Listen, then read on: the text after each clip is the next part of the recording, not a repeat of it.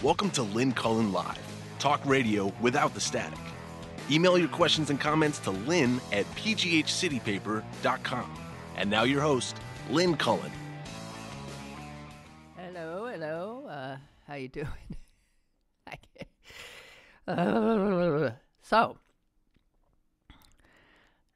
No, I'm not going to talk about the Macron-Trump touchy-feely kissies thing that was going on all day yesterday. Oh my God, and the primitive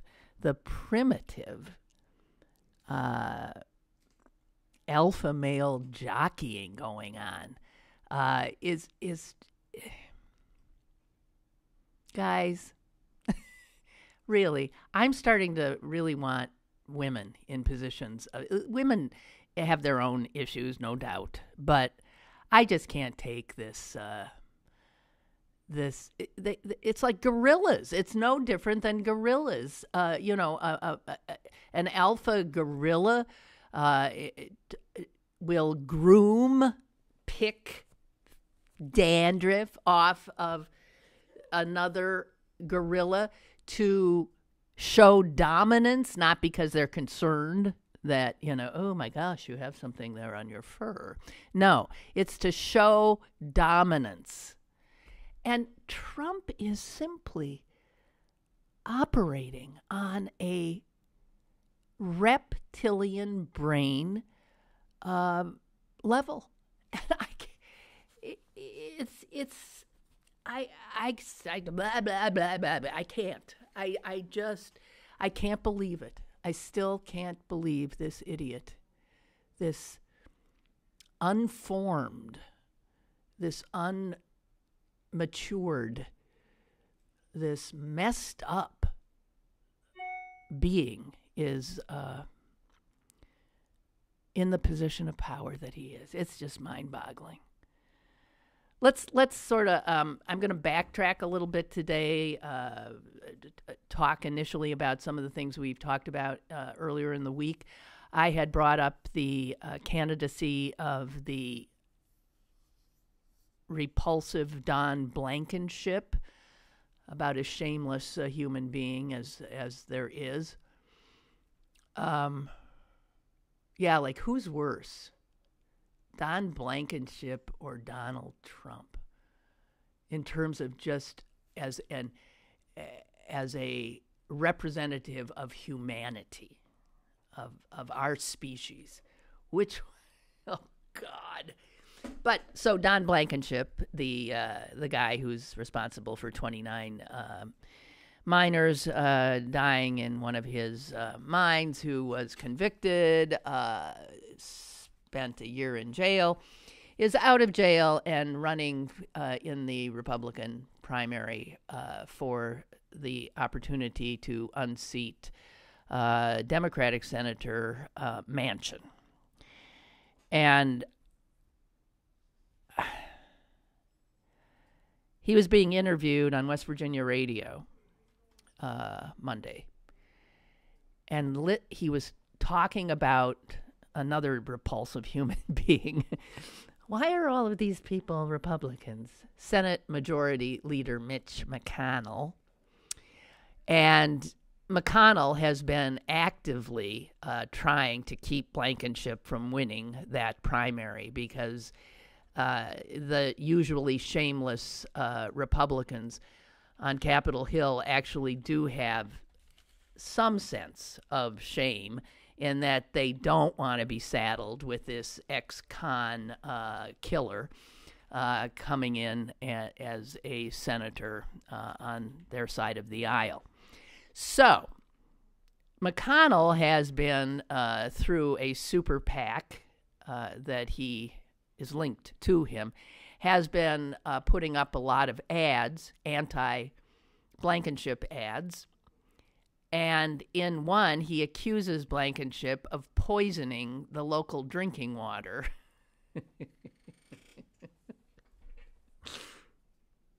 God in heaven. I don't know if Blankenship poisoned the local drinking water, but you know what? I'm probably going with McConnell on this one. Odds are, yeah. And so Blankenship on this radio show on Monday night was taken off after McConnell and said this. He pointed out that McConnell is married to a Chinese woman who is also in the Trump cabinet, Elaine Chao. And Blankenship said, I have an issue when McConnell's father-in-law is a wealthy China person.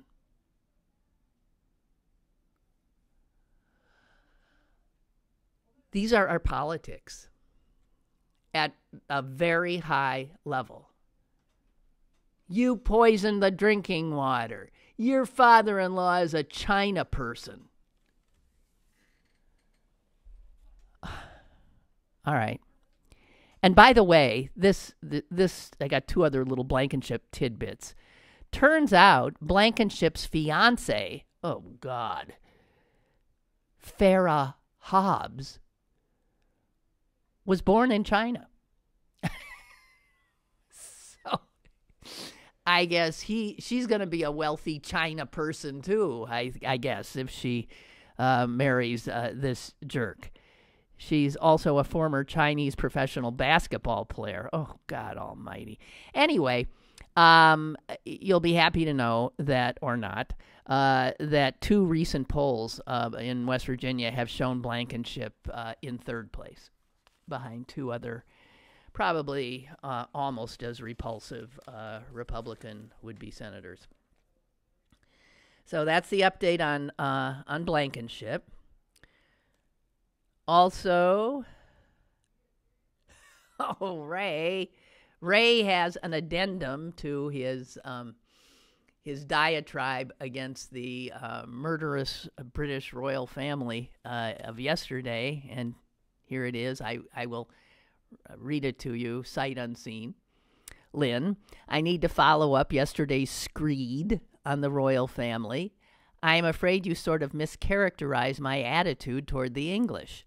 I have many friends and acquaintances from England. If my letter gave offense to any English or Anglo-Americans, I apologize. My utter and complete contempt is aimed at the vestiges of the English Empire and all the inherited sin that befouls it. The inbred German transplants that are the House of Windsor parade around as if they represent a loving, beneficent force for good, rather than the leftover genocidal dictators that they are. Well, thank you for that clarification, Ray. I get it. And also, yesterday's show, talking about saying things like cotton picking, you're out of your cotton picking mind as being racist, which I had never realized. And we get a letter from Denise that suggests it maybe isn't. And whoever is saying that is maybe just assuming that since slaves in America picked a lot of the cotton here. She says this: years ago, I knew a white woman from Georgia who spent her youth picking cotton. It was common for kids where she lived to harvest cotton as a part-time or summer job. I only mention it because I hadn't heard if you said this. And she once had told me that the term out of your cotton picking mind referred to being crazed by back-breaking hours in the sun. We weren't talking about race. She understood, the cotton-picking white woman, that the phrase meant that it's such a hard thing to do in the sun, cotton picking, that you go out of your cotton picking mind. Okay, I don't know the derivation, but I think Denise, who wrote me this, wanted to say that, things taken out of context, where meaning is mistaken and everybody's so hypersensitive to everything. And I agree with that. And she followed up with another another email saying, by the way, in college, I called a section of the city Jewtown.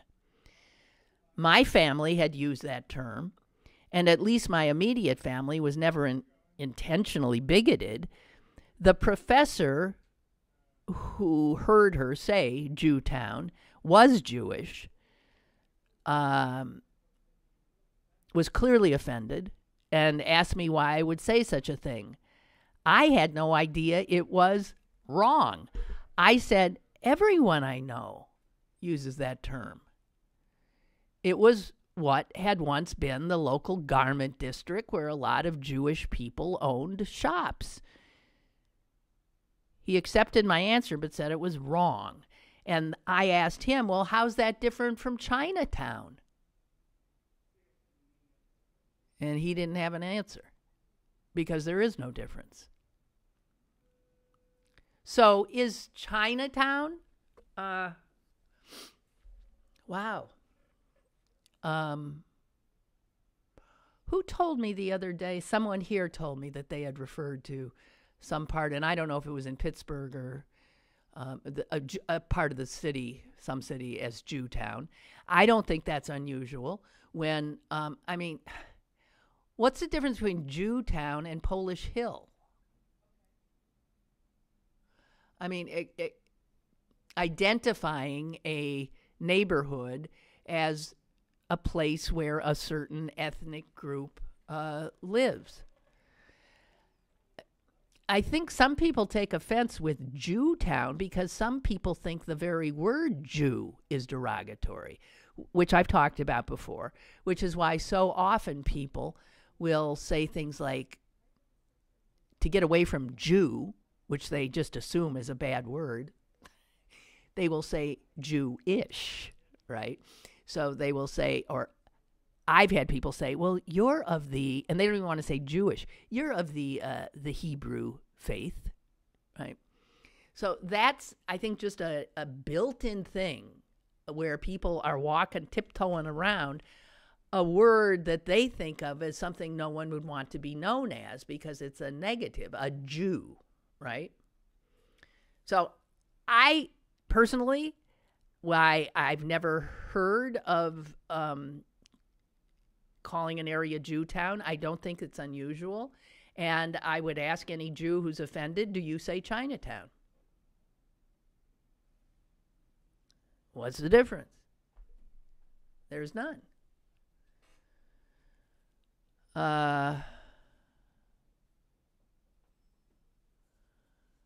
So Denise was just further, muddying the waters of, at what point are you not supposed to say this? Are you not supposed to say that?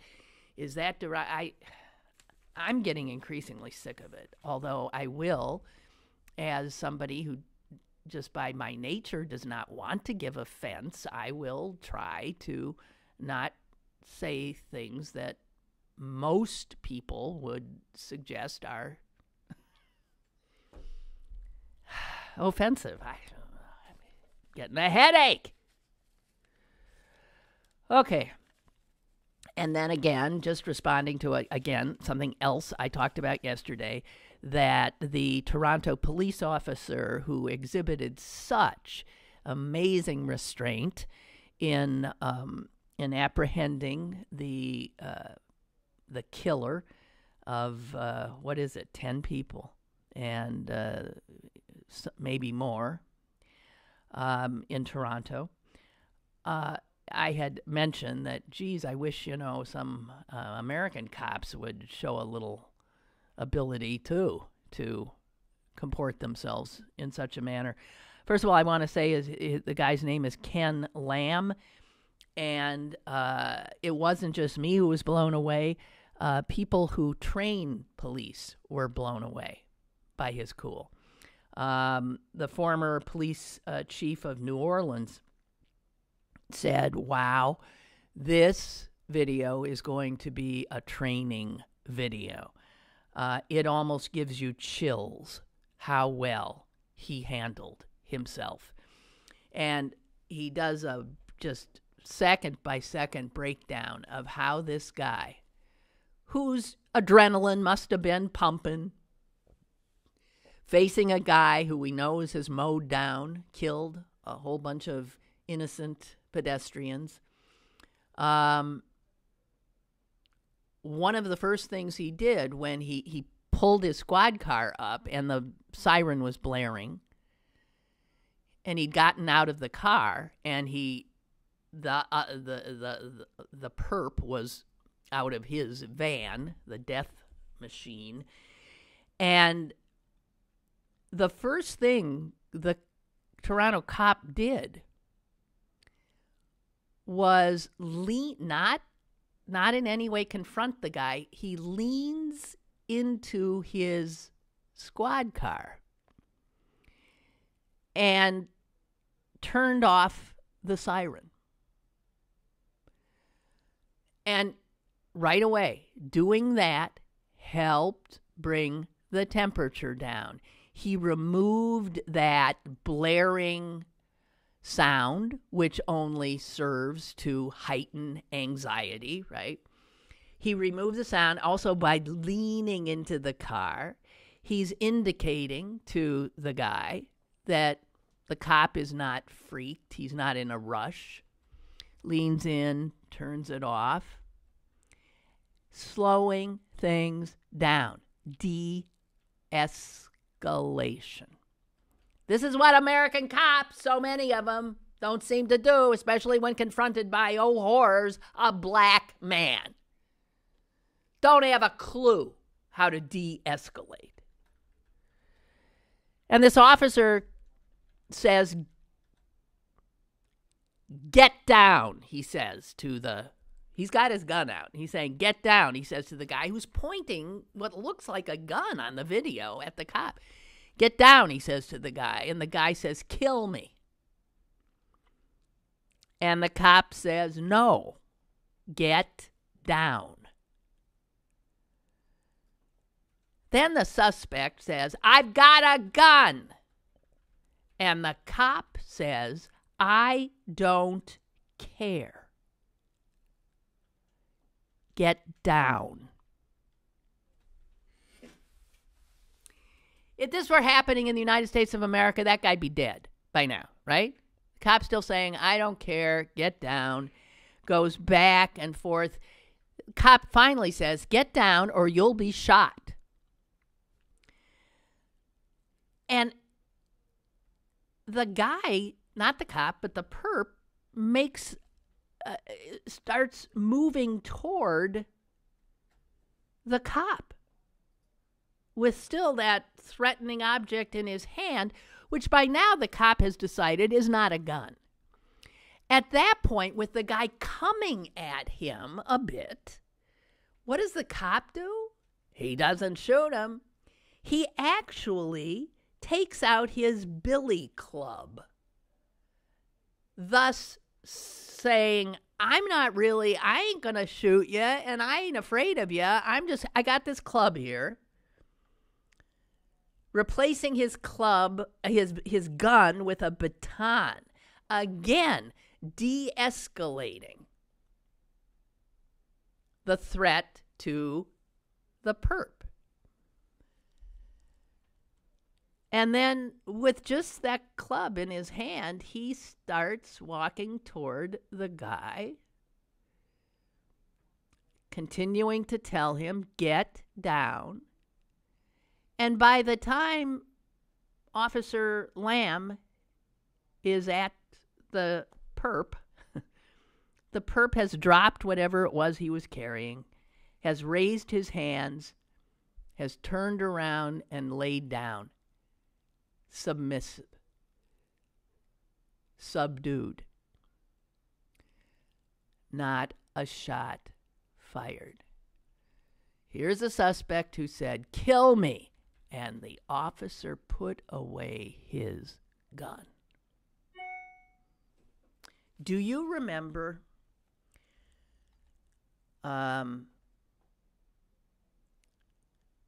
I think it was in West Virginia.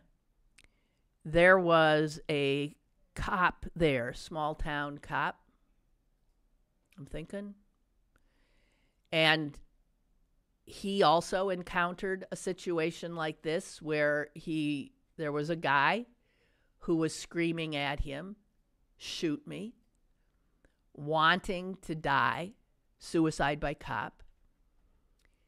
And I think the guy was armed. This guy the cop did not shoot him. He acted with restraint. And the reason I know about this story is that the police department fired him. He was fired for not killing this guy. Now, I haven't heard the rest of that story. I'm remembering this from maybe a year ago. I don't know whether or not he got his job back, whether or not he sued. But see, in this country, it's amazing.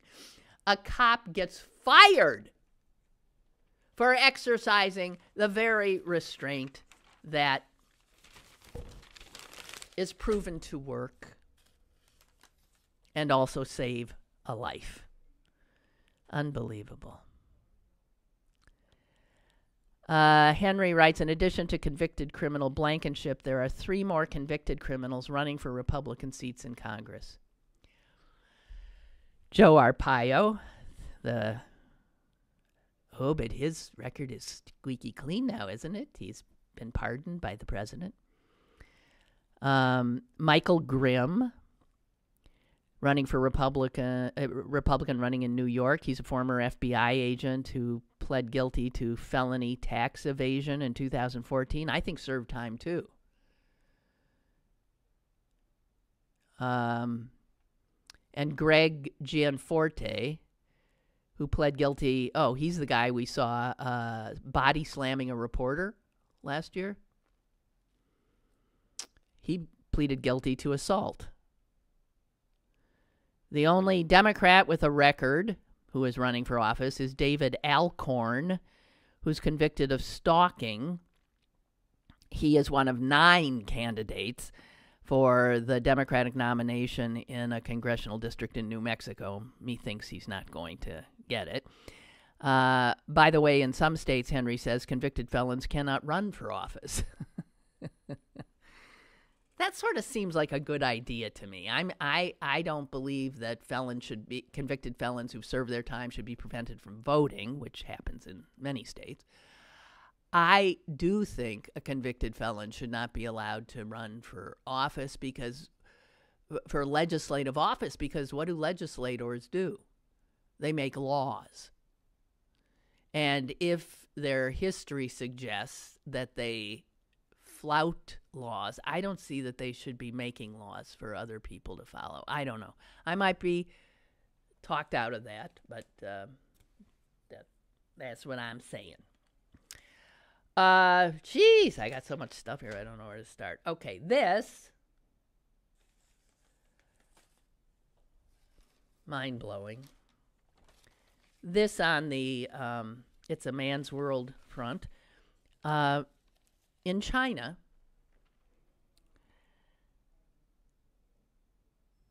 there is a position called programmer motivator. There is no such position in the United States or probably in Europe, but in China there is. I mean, you can aspire to be a programmer motivator. And let me go to the person from Human Resources, who hires programmer motivators. And she said applicants, first of all, need to be female. They need to have, this is a quote, 5 facial features that must definitely be in their proper order. What the hell does that mean? Their mouth should not be above their eyes? What does that mean? Their nose should not be next to their left ear? What does that mean? Applicants need to have 5 facial features that must definitely be in their proper order. And they need to speak in a gentle way. They must also be over 5 feet 2 inches tall and have a contagious laugh.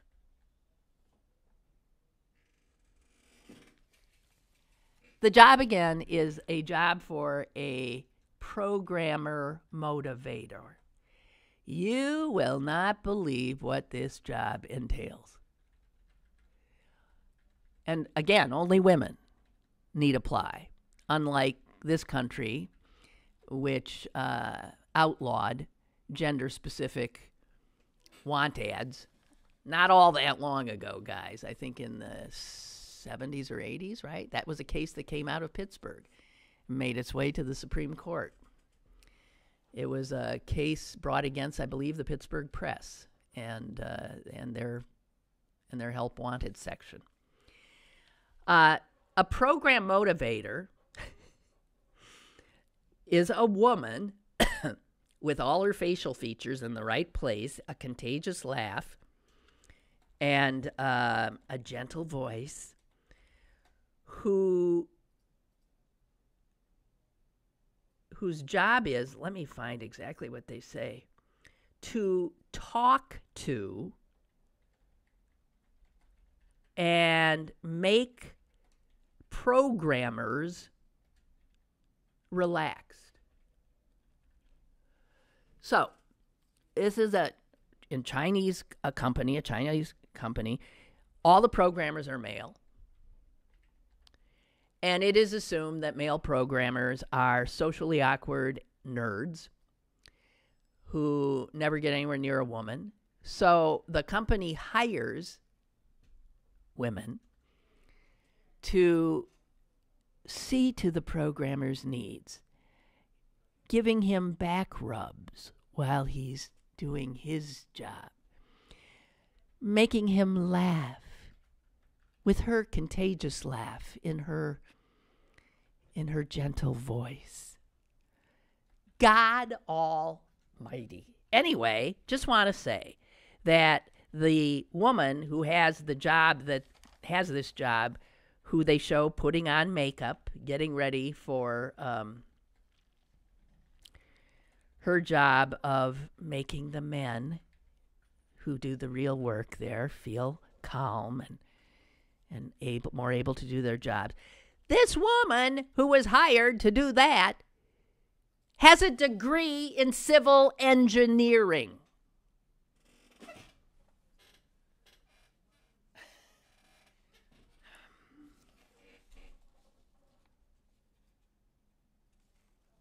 Unbelievable.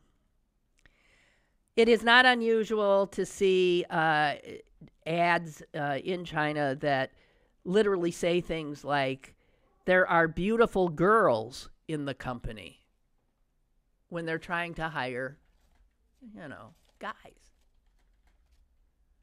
It's not unusual to say, of course, males preferred, or only males need apply, or only good-looking women need apply. Now, programmer motivator is a job that just quite clearly is meant to put women in a subservient position to see to the male programmer's needs. Wow.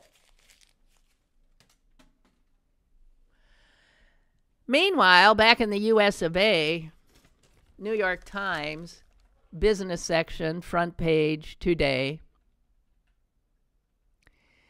On one side, they have pictures of women.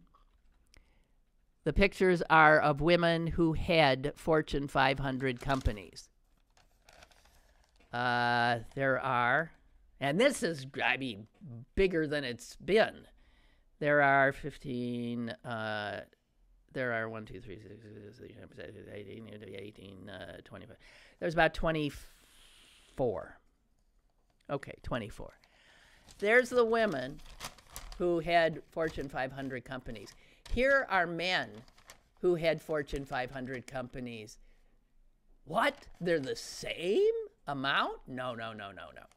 These are men who had Fortune 500 companies whose name is John. Actually, they would have done the men who are named James, but they wouldn't fit in the same. They wanted to show an equal number. And here's all the women who had Fortune 500 companies next to just the men named John who had Fortune 500 companies. You will also notice not a black person in the ground.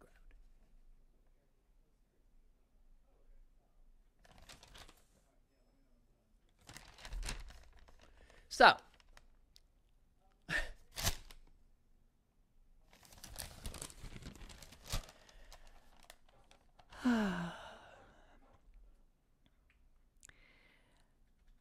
the number of Republican senators who are women, that number is fewer than the number of Republican senators named John.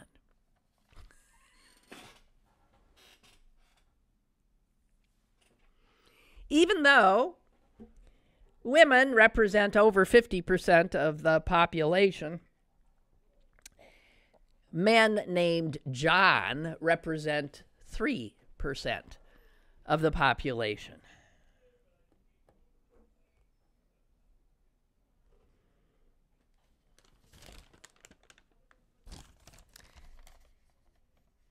Any doubt that this is a man's world, that this is a white man's world? If anybody thinks that anything is any different, I mean, this is a difference, the women.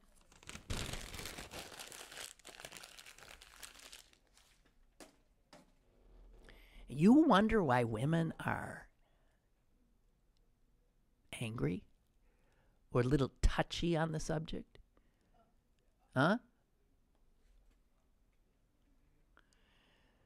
The old thing that there aren't enough women in the pipeline, that's bullshit now, okay?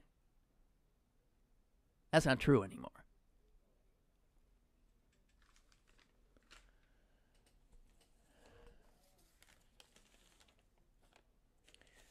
Oh, God! Okay, so back to the loathsome Trump administration.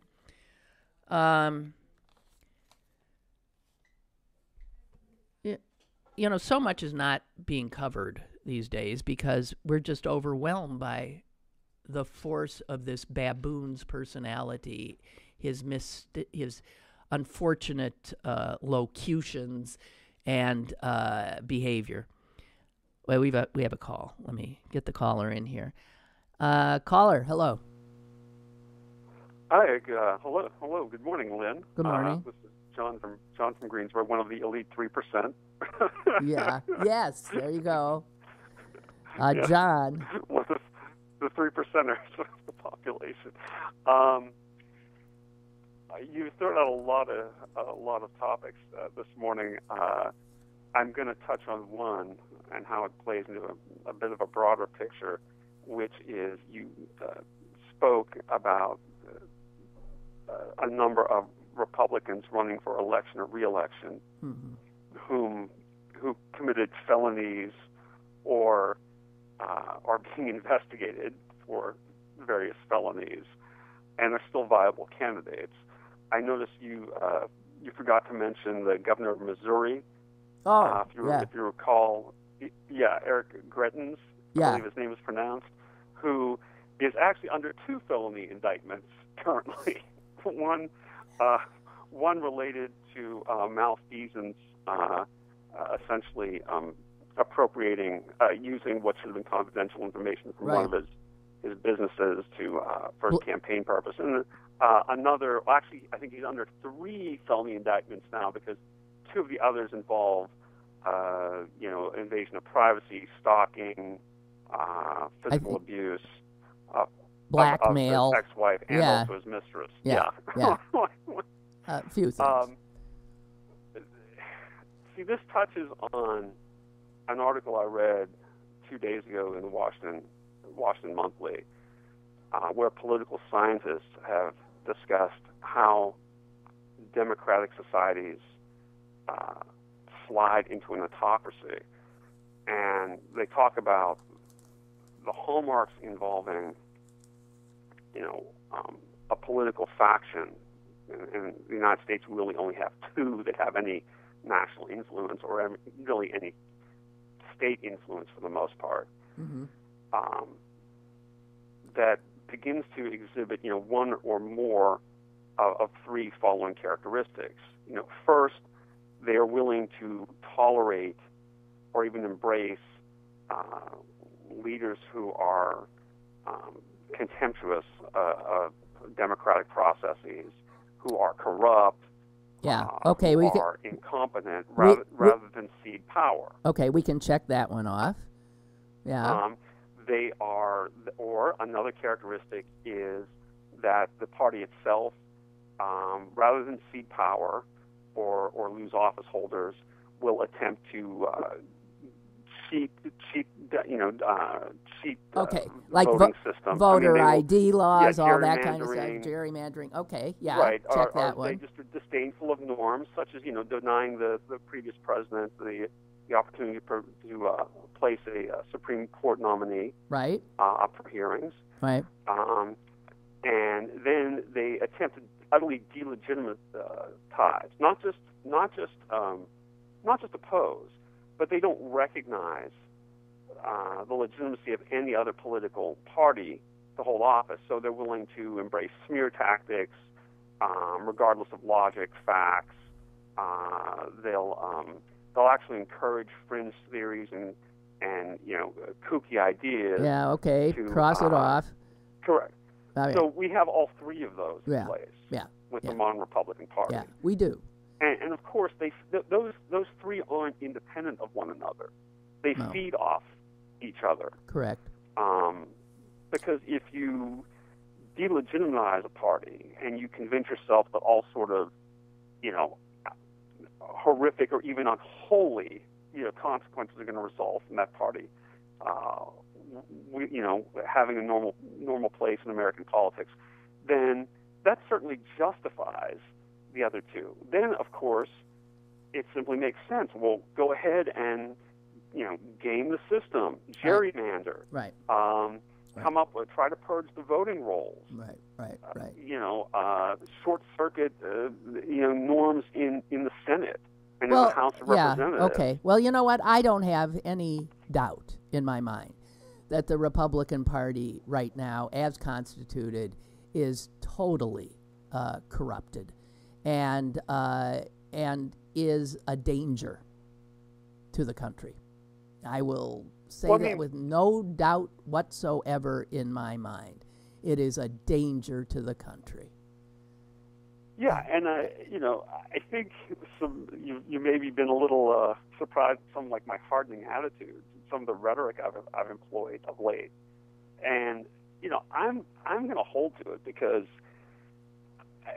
I'm still going to abide by the golden rule that hey, I'm going to assume good intentions, and when I first encounter someone, even of a different persuasion, I'll want to treat the person as if they're willing to engage with civility and honesty. But you're not willing to do that anymore with the Republicans. I'm not willing to. Well, I think if you are doing it when right. the other person won't. Right, you're played for a fool, and you don't want to do it anymore. Correct. I hear you, and I'm frankly in agreement. Hey, thanks for the call, John. One of the 3%. Goodbye.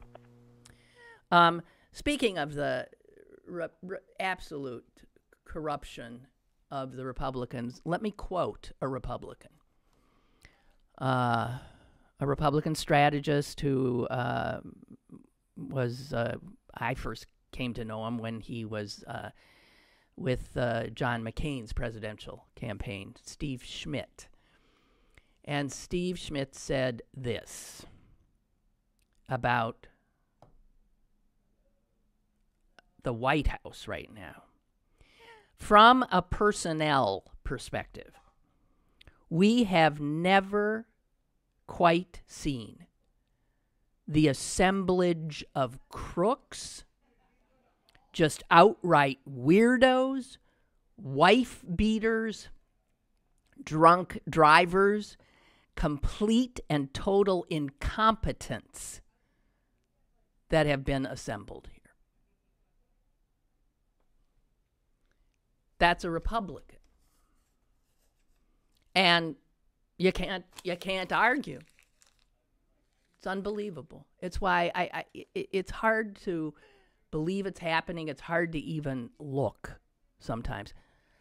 But some of them are busily doing what they are supposed to do, which is destroy the agencies that they have been put in charge of, and destroy protections that have been put in place by many previous administrations to protect us, to protect the water, to protect the air, to protect workers, you name it, to protect our food supply.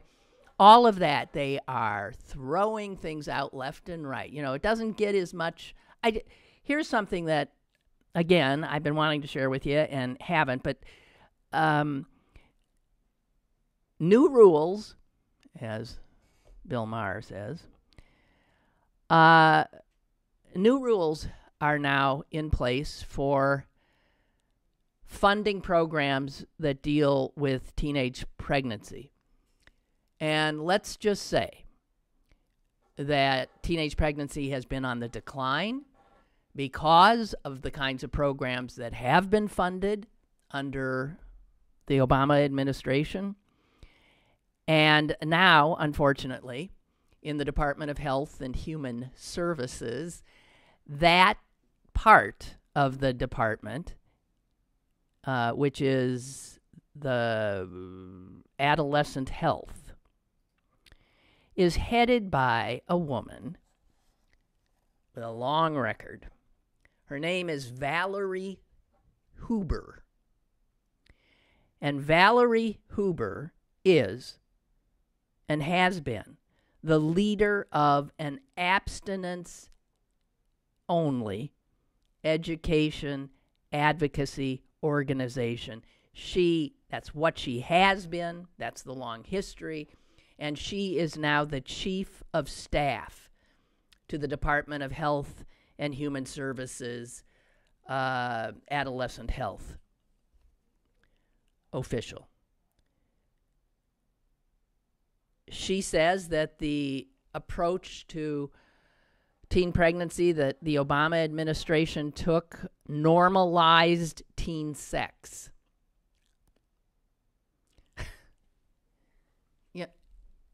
Excuse me, teens, normalized teen sex? Recognized teen sex. And so consequently, put money into programs that helped teenagers make wise decisions, ideally maybe not to engage in sex, but if they were, how not to get pregnant, how not to get STDs. This is the kind of thing that has been funded in the past and has clearly had an impact.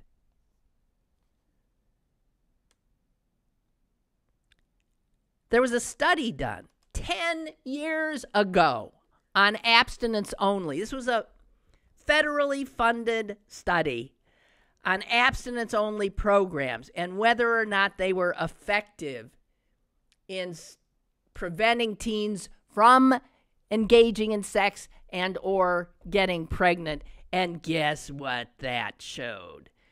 It had not even a hint of an effect on sexual activity among teens. Abstinence only.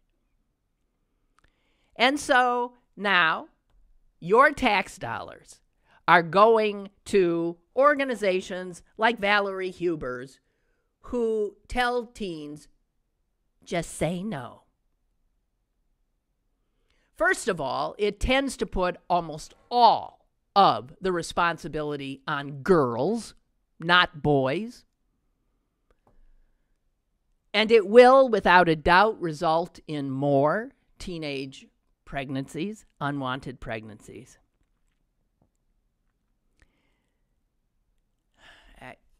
Just so you know, that's one of the things these guys are up to. And when we talk about what the Trump administration is doing, my God. The Interior Secretary, Ryan Zinke, has, as we know, opened up our offshore oceans to oil companies. Do you know they used to be open to oil companies?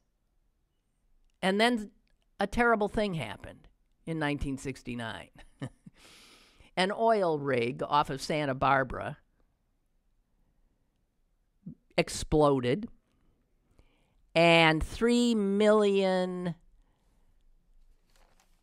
gallons of crude oil went into the Pacific Ocean. It was one of the worst environmental disasters in American history until the blowout of the Deepwater Horizon, which happened 40 years later. There were, in 1969, no federal measures in place to regulate offshore drilling. After that spill, and in 1978, the first federal regulations were passed, but obviously, we still end up with the Deepwater Horizon. And now you've got the Trump administration and Zinke saying to the gas companies, the oil companies, go for it, guys. It's all yours again.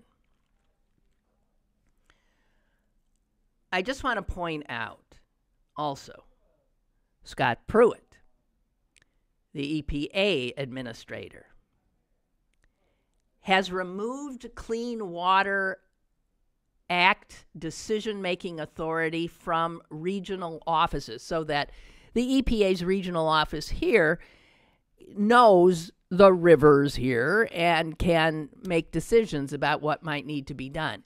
He has removed all that authority from all regional offices throughout the country and given that authority to himself.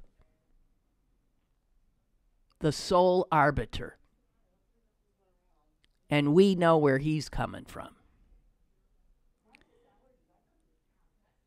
So, when did we wake up to what was going on with our water? Well, the big waker-upper was the Cuyahoga River catching fire in Cleveland in 1969 as well. And it turns out, by the way, that the Cuyahoga had caught fire a number of times before. It had caught fire 17 years earlier in 1952. History shows us that the Cuyahoga was on fire 13 times. But it wasn't until it was on fire in 1969 when there's a beginning of, an environmental awareness that Americans looked and said, that's outrageous. It had happened 13 other times, and nobody said, nobody did anything. So this resulted pretty much in the passage of the Clean Water Act in 1972. And the EPA was put in charge of our water. And since 1972, we have made progress. Waterways across the country are markedly cleaner. But Pruitt is up to lifting the very rules. He has suspended a lot of rules, allowing polluters to have at our streams, our wetlands. And as I said, he's the sole arbiter. 69 and 70. This was a time when America was finally waking up. There was an obit today that I'm not going to share with you, but it was the lawyer who sued on behalf of the state of New York, sued the Hooker Chemical Company, who had polluted Love Canal in Niagara Falls, New York. That company had just flat out dumped toxic waste into the canal, didn't tell anybody, buried it. Homes were built atop it after they'd left. Playgrounds, parks.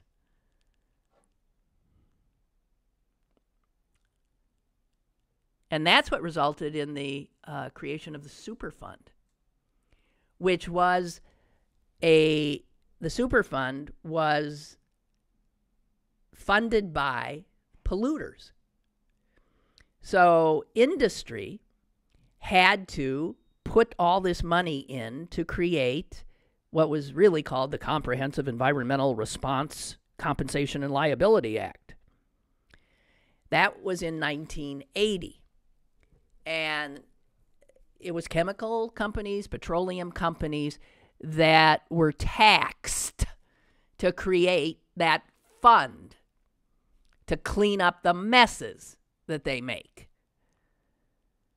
I just want you to know that that trust fund has pretty much disappeared, and now they aren't being taxed to fund it. You are. Taxpayers are. And in Scott Pruitt's EPA budget for this year, huge staff cuts had been made, and a ton of the people nominated for key positions in the EPA are coming right out of the polluting industries. As a matter of fact, a story today in the New York Times about Pruitt, who says his political, the guy who's brought him up to where he is Senator James Inhofe, the climate-denying Oklahoma senator. Pruitt is his protege.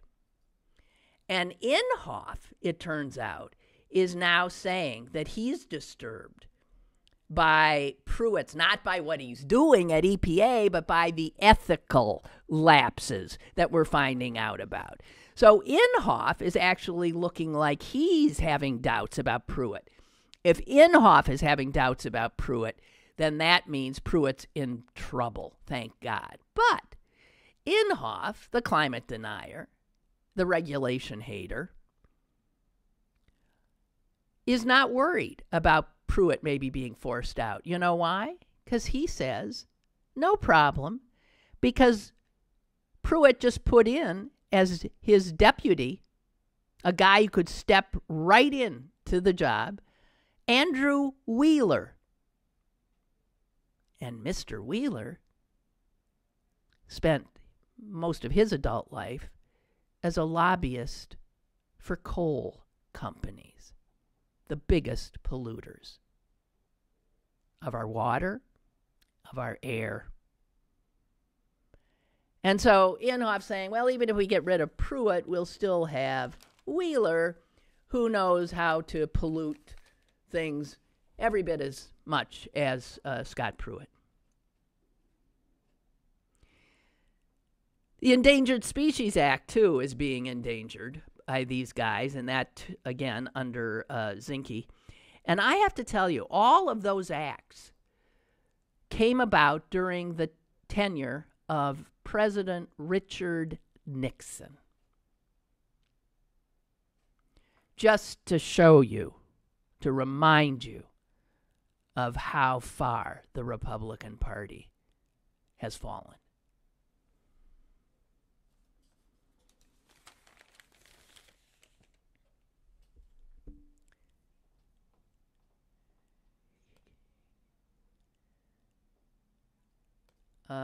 Dorothea writes, Steve Schmidt's comment regarding the assemblage of crooks, outright weirdos, wife-beaters, drunk drivers, complete and total incompetence is more than true. But we have ourselves to blame. We have an electorate that votes with their hearts and not with their heads. We are easily influenced by election ads on television, and we are eager to repeat the words we are given in those ads. I would like to know who will be the heroes here. The judicial system, perhaps. You're seeing some federal judges stopping some of this stuff. But even as we speak, Trump is packing the federal judiciary. So the judiciary, we have to hope, that's of the three co-equal branches of our government, that's the only one that is pushing back at all. Sometimes enabling, but sometimes pushing back. And the legislative branch, the Congress, is totally, as we know, in the thrall of the corrupt, enabling Republican Party. And so, no, our country right now is in grave, grave danger. People keep saying the system's working. It ain't really. It's working a bit. But in order for it to really work, you have a Congress that sees itself as a pusher backer of the executive branch. And we don't have that at all anymore. I don't know. The heroes here have got to be voters, right? Dorothea says the voters got us into this and the voters have to get us out. Yes. There was a special election in, Arizona yesterday.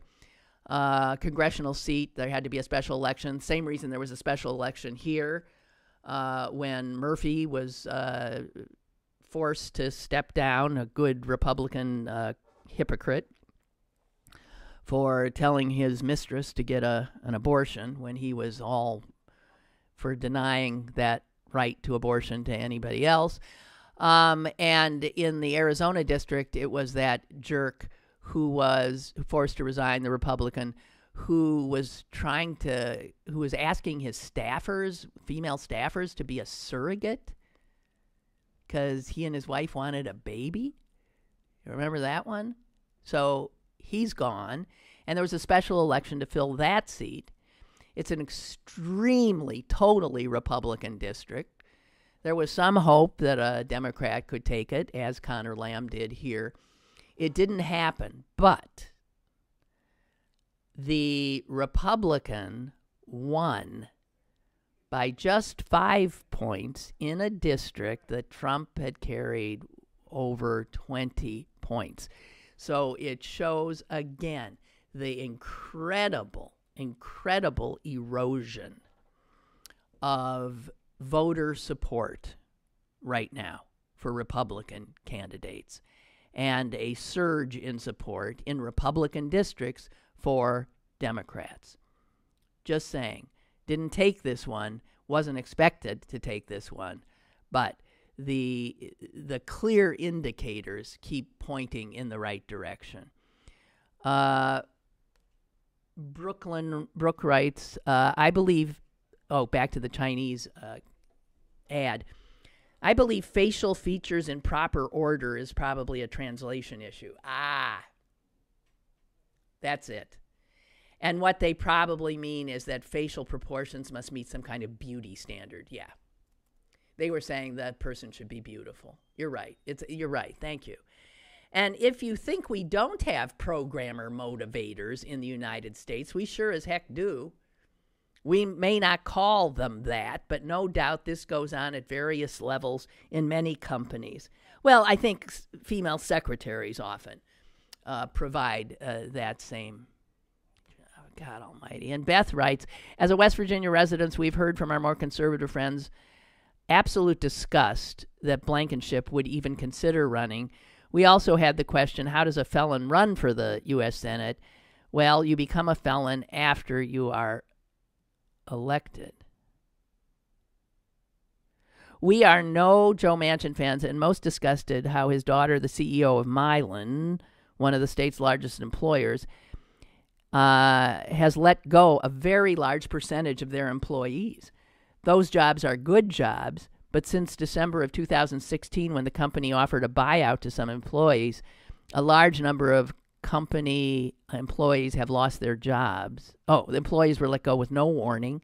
This past week, we learned of 500 union jobs are now gone, and another 100 company employees have lost their jobs Monday. It has been noticed by those long-term employees who have lost their jobs and still are losing their jobs that only a few of the Indian employees were let go. Not Native American, you mean from India. Indian employees were let go, or those here on the HB1 visa. Considering the political climate we are in and knowing many of these people are not racists, I worry these actions will create a further divide in our community. We keep hearing more jobs are going to be cut, and we're bracing for the community impact of this employment loss. Considering the Morgantown area will be feeling the impact loss around election time, Joe's daughter is not doing her father any favors in his run for re-election. Okay, and just one more, and then we'll call it a day here. Mary says, Lynn, we may never know what all the Trump administration is destroying. New tariffs placed on Canadian paper used for our daily papers will quite possibly kill off many struggling papers. Yeah, you know what? It's true. Papers are struggling as it is. All they need is for the price of paper, newsprint, to go up, and it has been going up, to go up any higher, and they'll just have to, more papers will shut down. Unbelievable. Yeah. Okay. Well, that's the happy news for April 25th. Let's hope for something a little better, please, to talk about tomorrow. Have a great day, guys. Bye. Lynn Cullen Live, Monday through Friday from 10 a.m. to 11 a.m. and archived at pghcitypaper.com. The opinions expressed on Lynn Cullen Live are those of the host and do not necessarily reflect the viewpoints of Pittsburgh City Paper or its advertisers.